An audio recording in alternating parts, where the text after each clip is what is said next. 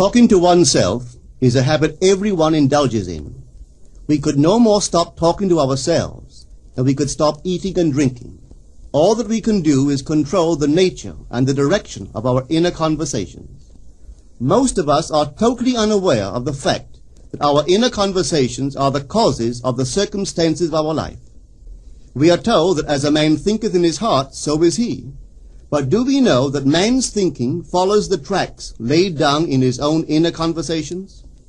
To turn the tracks to which he is tied in the direction in which he wants to go, he must put off his former conversation, which is called in the Bible the old man, and be renewed in the spirit of his mind. Speech is the image of mind. Therefore, to change his mind, he must first change his speech. By speech is meant those mental conversations we carry on with ourselves. The world is a magic circle of infinite possible mental transformations, for there are an infinite number of possible mental conversations. When man discovers the creative power of inner talking, he will realize his function and his mission in life. Then he can act to a purpose. Without such knowledge, he acts unconsciously.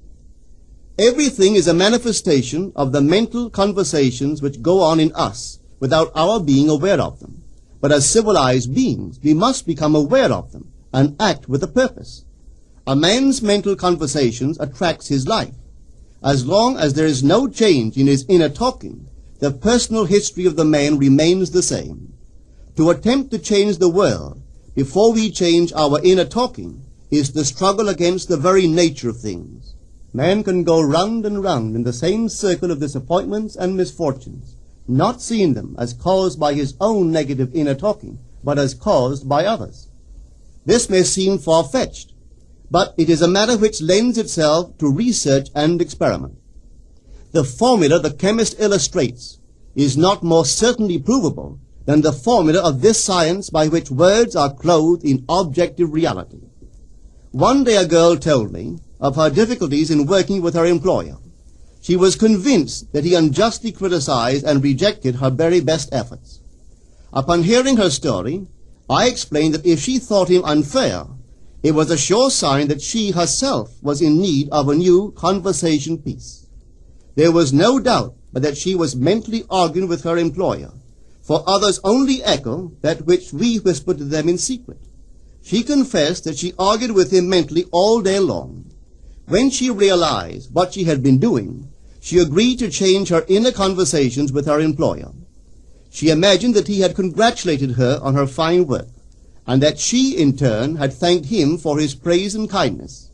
To her great delight, she soon discovered that her own attitude was the cause of all that befell her. The behavior of her employer reversed itself. It echoed, as it had always done, her mental conversations with him. I rarely see a person alone without wondering to what conversation piece is he tied. On what mysterious track is he walking? We must begin to take life consciously, for the solution of all problems lies just in this.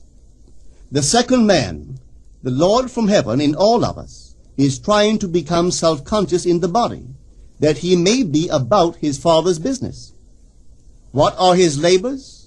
To imitate his Father, to become master of the Word, master of his inner talking, that he may mold this world of ours into a likeness with the kingdom of love.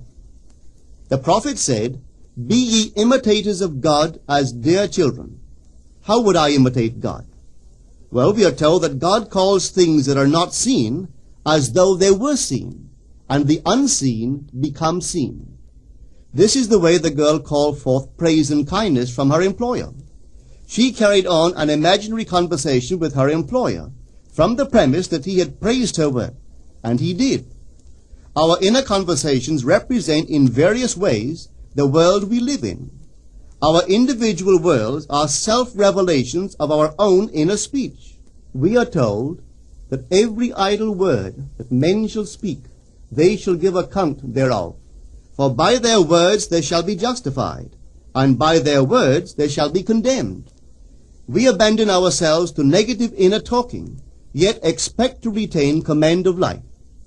Our present mental conversations do not recede into the past as man believes, They advance into the future to confront us as wasted or invested words. My word, said the prophet, shall not return unto me void, but it shall accomplish that which I please, and it shall prosper in all the things whereto I sent it. How would I send my word to help a friend? I would imagine that I am hearing his voice, that he is physically present, that my hand is on him. I would then congratulate him on his good fortune, tell him that I have never seen him look better. I would listen as though I heard him. I would imagine that he is telling me he has never felt better, he has never been happier. And I would know that in this loving, knowing communion with another, a communion populous with loving thoughts and feelings, that my word was sent, and it shall not return unto me void, but it shall prosper in the thing whereto I sent it. The great secret of success is a controlled inner conversation from premises of fulfilled desire. The only price you pay for success is the giving up of your former conversation, which belongs to the old man, the unsuccessful man.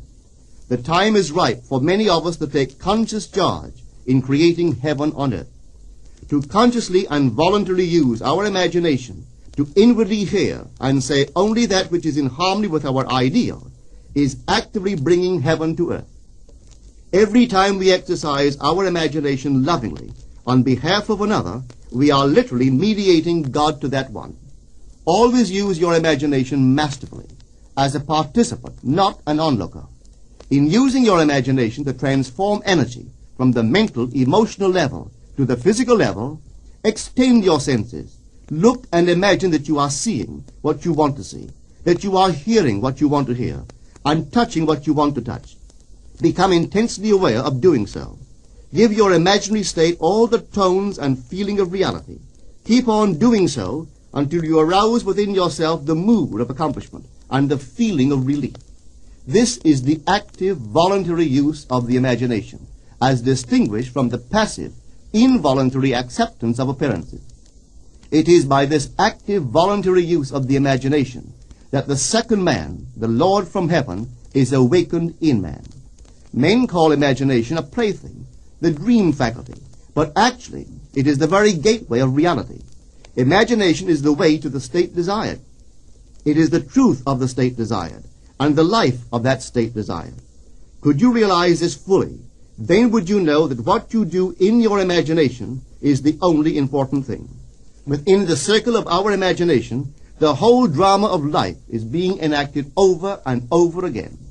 Through the bold and active use of the imagination, we can stretch out our hand and touch a friend 10,000 miles away and bring health and wealth to the parched lips of his being. It is the way to everything in the world. How else could we function beyond our fleshly limitations? But imagination demands of us a fuller living of our dreams in the present. Through the portals of the present, the whole of time must pass. Imagine elsewhere as here, and then as now. Try it and see. You can always tell if you've succeeded in making the future dream a present fact by observing your inner talking. If you are inwardly saying what you would audibly say, were you physically present and physically moving about in that place, then you have succeeded.